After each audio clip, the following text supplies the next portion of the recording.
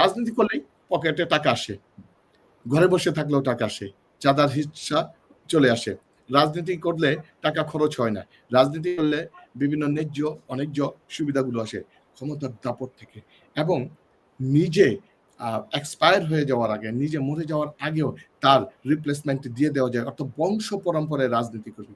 আমার দেশের রাজনীতিবিদরা দেখেন 2 দিন 4 দিন পর পরই সিঙ্গাপুর, ইন্ডিয়া, মালয়েশিয়া, হংকং তারা চিকিৎসার জন্য দৌড়ায়। পৃথিবীর অন্য দেশগুলো দেখেন তারা কয়টা দেশের জাতীয় রাজনীতিবিদ চিকিৎসার জন্য দৌড়ান। এবং ওই দেশে তারেক রহমানের নাম নিতে হলে অজু করতে হবে।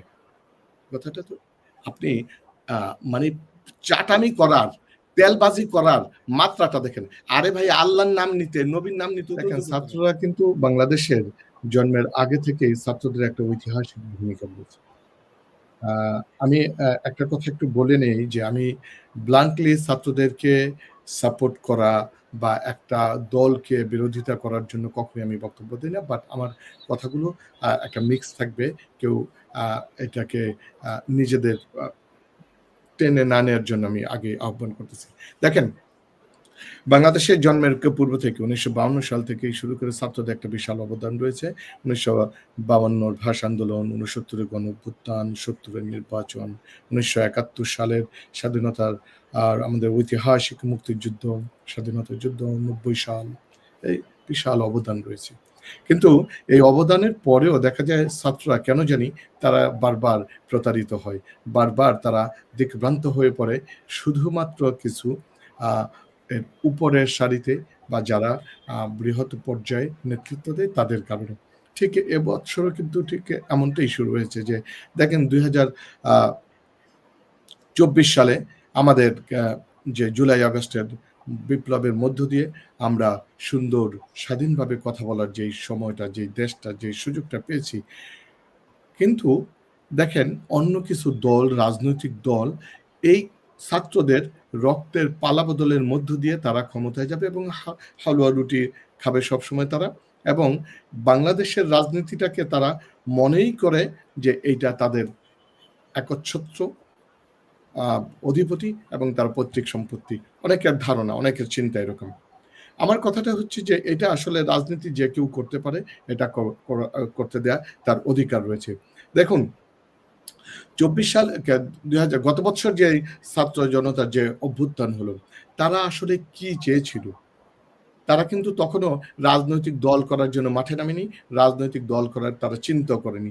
তারা চেয়েছিল বিগত 54 বৎসরের ইতিহাসকে অ্যানালাইসিস করে তারা চেয়েছিল যে একটা রাষ্ট্রের সংস্কার, রাষ্ট্র মেরামত, স্বৈরতন্ত্রের বিলোপ সাধন করতে, ফেসিবাদের দোসরদের বিলোপ, এবং যাতে বাংলাদেশে ভবিষ্যতে কোনো ফেসিবাদের জন্ম না হয় এবং চাঁদাবাজির দুর্নীতি মুক্ত একটি দেশ, এটি তারা চেয়েছিল।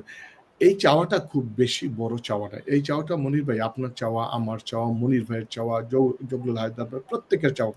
কিন্তু এই যখনই এই চাওয়াটা নিয়ে সামনে তারা যেতে চাইল, যে বিভিন্ন ধরনের কমিশন গঠন করা হলো, তখনই কিন্তু এর সমস্যা দেখা দেয়া শুরু করলো। তারা যখন সংস্কার সংবিধান নিয়ে কথা বলা শুরু করলো, প্রক্লামেশন নিয়ে কথা বলা শুরু করলো, তখন থেকেই সমস্যাগুলো বাড়তে শুরু করলো। একটা দল মাঠে নামলো যে তারা আসলে কেন রাজনীতি করবে, তারা কিংস পার্টি হয়ে যাচ্ছে, তারা রাষ্ট্রীয় সুযোগ সুবিধায় পার্টি গঠন করবে, এটা হতে পারে না, দিস এন্ড দ্যাট ইত্যাদি।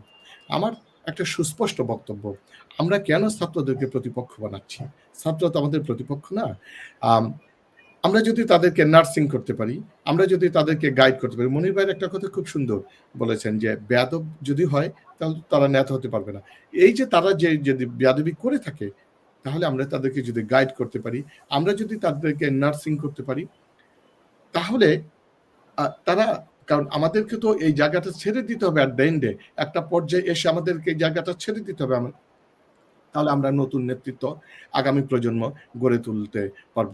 যদি আমরা না পারি তাহলে, এবং সবচেয়ে বড় কথা, ছাত্ররা যদি তাদের মেধা দিয়ে, যোগ্যতা দিয়ে, তাদের ম্যানিফেস্টো দিয়ে, তাদের কথা দিয়ে, তাদেরকে প্রতিজ্ঞা দিয়ে জনগণের যদি মন জয় করতে পারে, তারা রাজনীতির মাঠে টিকে থাকবে, আদারওয়াইজ হারিয়ে যাবে। আমরা বহু দল দেখেছি অতীতে, আমি নাম নিতে চাচ্ছি না, বহু দল দেখেছি রাজনীতির মাঠ থেকে হারিয়ে গেছে। অনেক জৌলুস, অনেক জাঁকজমকভাবে তাদের অনেক বড় 5 স্টার হোটেলে তাদের উদ্বোধনী অনুষ্ঠান হয়েছে। তারা শুরু করেছে রাজনীতি, পরে হারিয়ে গেছে। কারণ তাদেরকে জনগণ নেয়নি। একটা কথা খেয়াল রাখেন যে অপ্রিয় হলেও সত্য, পৃথিবীর সব দেশেই দেখবেন যে রাজনীতিবিদরা একটা পর্যায়ে এসে না বিদায় নেয়। কিন্তু বাংলাদেশের রাজনীতিবিদরা কখনো রাজনীতি থেকে সরে যেতে চায় না। এবং তারা সবসময় দেখবেন কি বলে মৃত্যুর আগের দিন পর্যন্ত বাংলাদেশের রাজনীতিবিদরা রাজনীতি করে। অনেক সময় দেখবেন যে তারা বয়সের ভারে চলতে পারে না, উঠতে পারে না, লাঠি ভোট দিয়ে চলে, অন্যের সাহায্যে নড়াচড়া করতে পারে না, বক্তব্য দিতে গিয়ে পায়জামার ডুরি খুলে যায়। এমন নেতৃত্ব আমরা দেখেছি। তারপরেও তারা ক্ষমতায় থাকতে চায়, তারা ওই চেয়ারটাকে দখল করতে চায়। এটা কিন্তু এই যে বিষয় যে স্বাভাবিক যে আমাদের মানে আমি এই কথাগুলো বললাম এই কারণে যে বয়স একটা ফ্যাক্টর। মানে ফিজিক্যাল ফিটনেস আপনাকে রাজনীতি করার জন্য এটা খুবই দরকার। আপনি পৃথিবীতে দেখেন অন্যান্য দেশ, উন্নত দেশগুলো 5 AM একটা ক্লাব আছে। এই 5 AM এ ক্লাবের অধিকাংশ মেম্বারগুলি হয়েছে রাজনীতিবিদ এবং কর্পোরেটিভ বিজনেস ম্যাগনেট যারা রয়েছে, যারা কর্পোরেটিভ বিজনেস করে, তারা অনেক ভোর রাতে ঘুম থেকে উঠে এক্সারসাইজ করে তারা কার্যক্রম শুরু করে। আমার দেশের রাজনীতিবিদরা দেখবেন যে অনেক দেরিতে রাত্রি কি বলে রাজনৈতিক প্রোগ্রামাদি শেষ করে, পার্টিকে প্রোগ্রাম শেষ করে রাত্রে 12টা, 1টা, 2টার দিকে ঘুমোতে যায়। আবার ওই দিকে উঠে দিনের 12টা অর্ধেক দিন শেষ করে ফেলে। তো তারা কিন্তু রাজনীতি করার জন্য আপনার ফিজিক্যাল ফিটনেসটা দরকার। আপনি যদি ফিজিক্যালি ফিট না হন, তাহলে তো আপনি গুরুত্বপূর্ণ সিদ্ধান্ত নিতে পারবেন না। তাহলে দেখেন, আর আপনি যদি ফিজিক্যালি ফিট না হন, তাহলে আপনাকে কয়েকদিন পরপরই বিদেশে যেতে হবে চিকিৎসার জন্য। আমার দেশের রাজনীতিবিদরা দেখেন 2 দিন 4 দিন পরপরই সিঙ্গাপুর, ইন্ডিয়া, মালয়েশিয়া, হংকং তারা চিকিৎসার জন্য দৌড়ায়। পৃথিবীর অন্য দেশগুলো দেখেন, তারা কয়টা দেশের জাতীয় রাজনীতিবিদ চিকিৎসার জন্য দৌড়ান। এবং ওই দেশের উন্নত দেশগুলো বা পৃথিবীর অন্যান্য দেশের রাজনীতিবিদরা বাহিরে চিকিৎসা নিতে যাওয়াটাকে লজ্জা মনে করে। তারা মনে করে যে তার দেশের চিকিৎসা খাতের অক্ষমতা বহির্বিশ্বের হাতে ওপেন করে দেওয়া হয়। এটা কিন্তু আমার দেশের রাজনীতিবিদরা এটা না। এই কথাটা আমি বললাম যে তাদের ফিজিক্যাল ফিটনেস এর জন্য। আপনি দেখেন আমার দেশের যে আসলে এইটা কারণটা, এই কারণটা হচ্ছে আমরা রাজনীতির আষ্টেপৃষ্ঠে জড়িয়ে থাকতে চাই। আজকে এটা তরুণদের ক্ষেত্রেও প্রযোজ্য, বয়োবৃদ্ধ যারা সিনিয়র সিটিজেন রয়েছে, সিনিয়র রাজনীতিবিদ রয়েছে তাদের ক্ষেত্রে প্রযোজ্য। কারণ হচ্ছে রাজনীতি করলেই পকেটে টাকা আসে, ঘরে বসে থাকলেও টাকা আসে, চাঁদার হিস্সা চলে আসে। রাজনীতি করলে টাকা খরচ হয় না, রাজনীতি করলে বিভিন্ন অন্যায্য সুবিধাগুলো আসে ক্ষমতার দাপট থেকে। এবং নিজে এক্সপায়ার হয়ে যাওয়ার আগে, নিজে মরে যাওয়ার আগেও তার রিপ্লেসমেন্ট দিয়ে দেওয়া যায়, অর্থাৎ বংশ পরম্পরায় রাজনীতি করবে। এবং বাংলাদেশের রাজনীতিটা একটা গোলামি, একটা চাটামির পর্যায়ে পৌঁছে গেছে।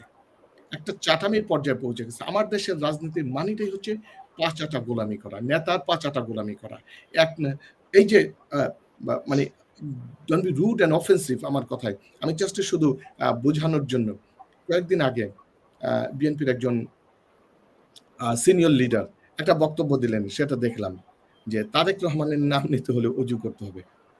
কথাটা তো আপনি মানে চাটামি করার, তেলবাজি করার মাত্রাটা দেখেন। আরে ভাই, আল্লাহর নাম নিতে, নবীর নাম নিতে তো অজু করতে হয় না। ভাই আপনার সাথে একটু যোগ করে দিই। গতকালকে আমরা শুনছি যে একজনের নামে বিশেষণ দিচ্ছে গণতন্ত্রের ইমাম। এগুলি রাজনীতির রেটরিক কথা, এগুলি আলোচনার কথা না। আচ্ছা মনে ভাই, যে ঠিক আছে, এই কথাগুলো সব দলের ক্ষেত্রেই। এই যে আপনি যেটা বললেন গণতন্ত্রের ইমাম, মানে ইটস অ্যাবসার্ড, ইটস ফানি। মানে এই যে তেলবাজি করা, তেলামি করা, চাটামি করা, এগুলো আসলে এই বিষয়গুলো তরুণ সমাজ আর নিতে চায় না। এগুলো আর তরুণ সমাজ দেখতে চায় না, এগুলোকে ভালো পায় না তারা। এই ধরনের তরুণ সমাজের স্টেজে তো এই কথা বলছে গণতন্ত্রের ইমাম। আচ্ছা, আমাকে মনির ভাই, আমি একটু গণতন্ত্রের ইমাম বলছে তো নাহিদকে, যে নাহিদ হলো গণতন্ত্রের ইমাম। মনির ভাই, ঠিক আছে বলেন। আমি আমি আমি আমি আমি শুনি নাই এই বক্তব্য, আমি শুনি নাই, এই ব্যাপারে আমি কমেন্টও করতে পারবো না। আমি যেটা শুনেছি আমি সেটা বলেছি।